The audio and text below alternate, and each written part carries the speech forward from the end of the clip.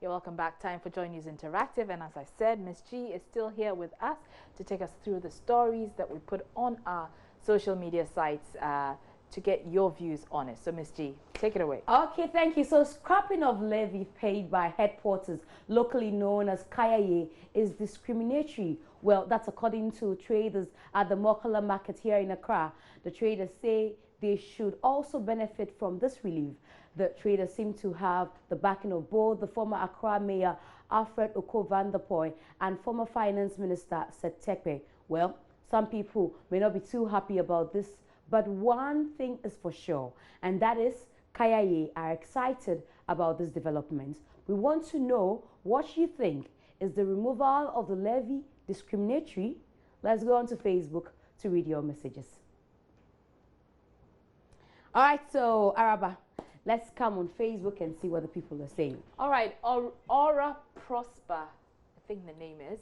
On second thought, it's a way to encourage the young girls to continue that dishonest job, which the previous government sought to reduce by sending them to vocational institutions. Not good at all. And Prince Nuruddin Baumia says, I strongly disagree. If removal of Kayaye levy is discriminatory as purported, then the LEAP program, which was implemented by the previous NDC government, was also discriminatory. Point of correction there, Prince Nuruddin. The LEAP program was implemented by the NPP government before the NDC government took it on and continued with it. But he says what is good for the goose is good for the gander. And La Dixon Labik says, I think there's a clear difference here. The Kayaye I know is totally different from trading. Traders have got goods to sell to earn money in return. But the Kayaye hasn't. She only carries people's goods. There is no discrimination here at all. Everything is in the right direction. And that makes sense, doesn't it? Yes, that's so if she doesn't have anybody's goods to carry, it means that she goes hungry. Exactly. Baye Jeremiah says, not at all. I disagree to agree with them.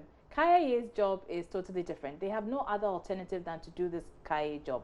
Whoever speaks against the abolition of Kayaye taxes should be sent to Gambaga witch camp because that Kayaye tax imposition was a witchcraft.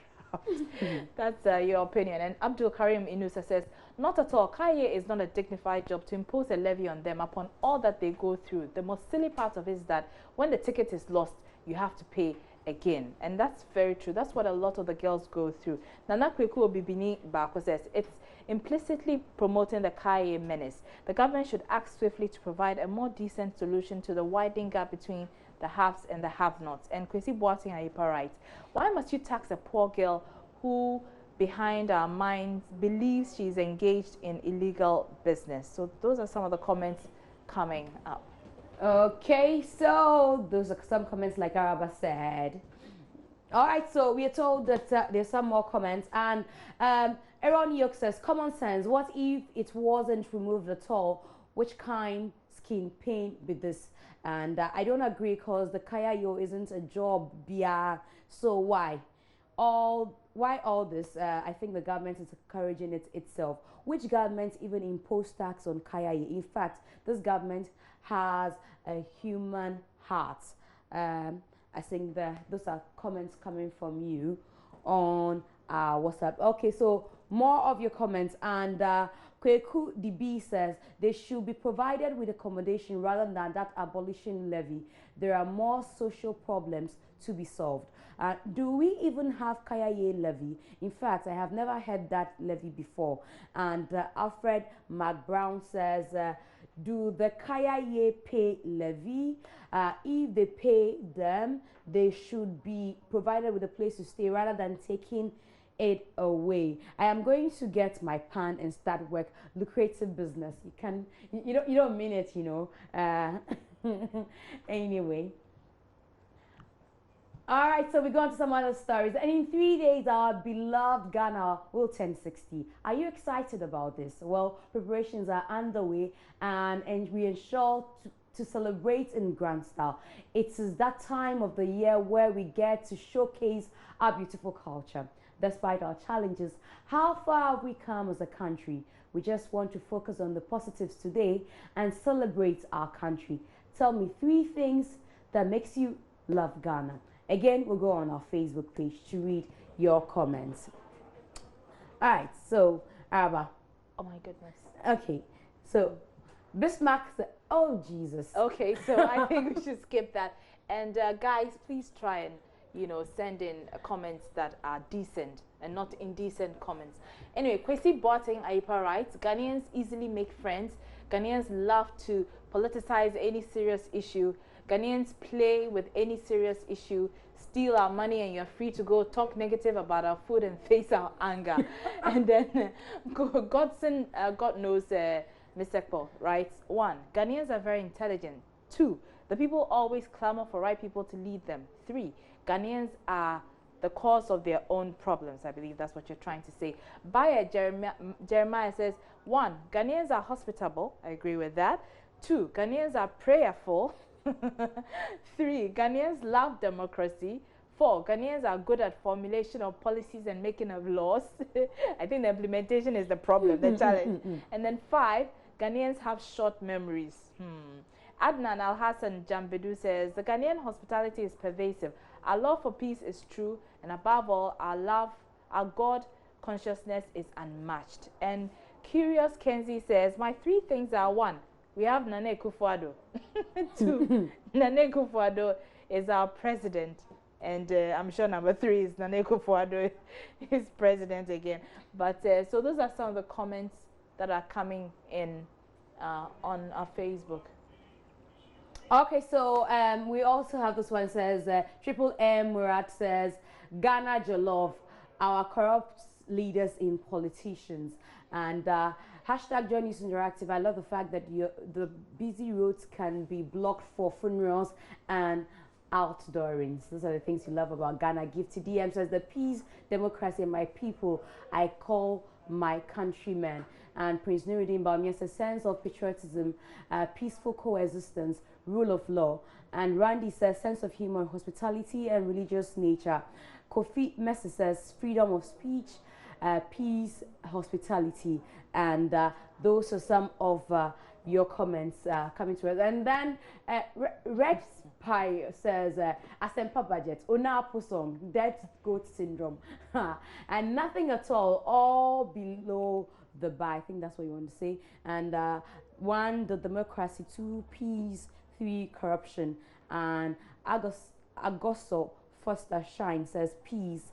And of course, those are some of your comments coming to us. So, Araba, I know that on Sunday we're going to see a lot of display of Ghana at the Ghana Square and everywhere in Ghana, because it's Independence Day. Ghana is 60 years. Yeah. Some people say it's not worth celebrating. Well, I disagree with that. I mean, we've come a long way. We have to attach more importance to our culture and our history. And I think that is what's fading fast. A lot of people are not interested in learning about their history. I'm working on a documentary on the National Museum, and I've spoken to people, and when you ask them about whether they have actually visited the museum, they ask you, they look at you strangely and say, why would I go there? Yeah. You see, and so they cannot, you know, identify with their cultural heritage, because right now everything is about globalization and Western culture. So I think that is sad. But 3 things for me I would single out is our hospitality. Ghanaians are very hospitable. That's true. But we used to be more hospitable than now. Now people are a bit more, you know, laid back. I mean, and 2, the peace that we enjoy. Luckily, we're surrounded by nations which are, you know, ravaged by war and conflict. But That's we, true. thanks to God, have been enjoying peace for some time. And for me, because of the nature of work I do, freedom of the press. We enjoy, you know, good freedom of the press. To a large extent, we do. Yeah. To a very large extent, To a large because extent. some people will say we don't have that freedom we think that we should have. Well, we've come a long way, because if you look at other countries which are supposedly developed more than us, there are people, journalists, who are being killed just for telling the truth. That's true. Luckily, we are not being killed, so at least we're getting there. So, What about you? Yes, hospitality does it for me, because it's amazing. My car broke down this morning, and I had 7 men already come around, you know, to help me. So that's great. Is that hospitality, No, or because- it's just no, men because being gentlemen, in other or countries, knowing that you're a star?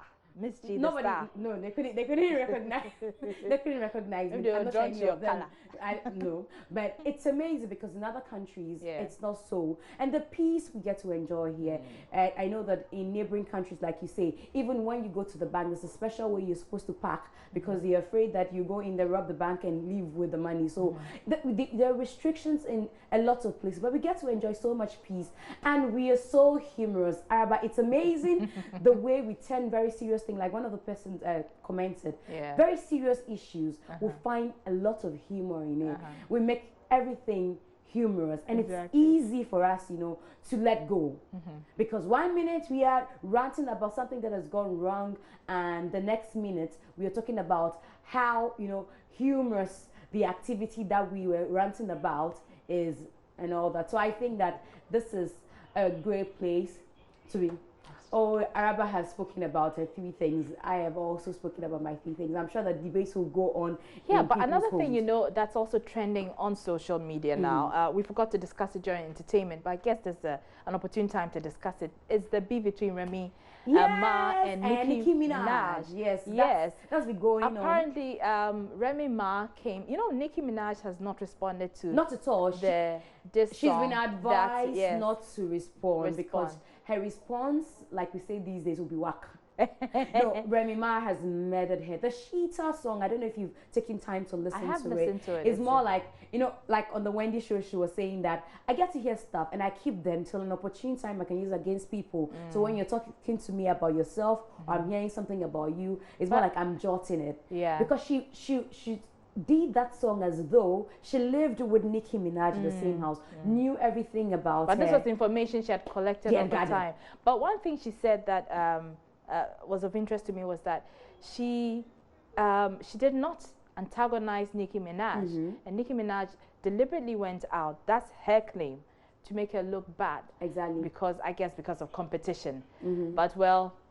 But you know what also touched me was that she's from prison. She needs to feed her kids. Yes. And where do you expect her to get money from? So it's more like, this is what I do for a living. If you try play with it, but I was listening to a radio show host in America, and what they say is that this is good for the hip hop industry. It is even because good. what it does, it takes the lyrics a notch higher. So, you know, it's quite interesting, and I hope that we do the same in our own industry here in Ghana. Shatawale, Yapuno, Samini, Shatawale, and all of them. Beef, beef, beef, beef. Let's go for fish. All right, thank you very much, Ms. G. And on that note, we wrap up here.